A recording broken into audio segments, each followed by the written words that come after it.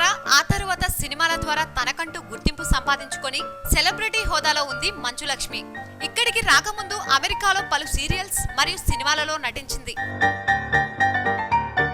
అమెరికాలో ఉండగా యాక్సెంట్ పరంగా కూడా కోచింగ్ తీసుకొని నటించడం వల్ల ఆమె తెలుగు కాస్త డిఫరెంట్ గా ఉంటుంది. 2004 నుండి 2007 మధ్యలో వచ్చిన లాస్ వేగాస్ లో సరస్వతి కుమార్ అనే పాత్రలో దాదాపు 11 ఎపిసోడ్స్ లో నటించింది. ఇది కాకుండా బోస్టన్ ఐ, మిస్టరీ ER, డెస్పరేట్ హౌస్ వైఫ్స్ అనే సీరియల్స్ లో కూడా కొన్ని ఎపిసోడ్స్ లో నటించి తనకంటూ ప్రత్యేక గుర్తింపు తెచ్చుకుంది. మిగతా వాళ్ళంతా కేవలం కోర్సులు చేసి వచ్చేస్తారు, కానీ లక్ష్మి మాత్రం నేర్చుకొని వర్కింగ్ అనుభవం సంపాదించుకొని మరీ తెలుగులోకి అడుగుపెట్టింది.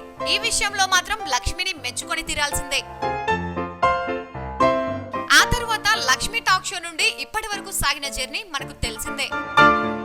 సబ్స్క్రైబ్ చేయడం మర్చిపోకండి. వీలైతే లైక్, కుదిరితే కామెంట్ పెట్టండి. ఇలాంటి ఇంట్రెస్టింగ్ బ్రేకింగ్ బిగ్ న్యూస్ మాకు తెలిసిన వెంటనే మీకు తెలియజేస్తాం. మాతో టచ్ లో ఉండండి.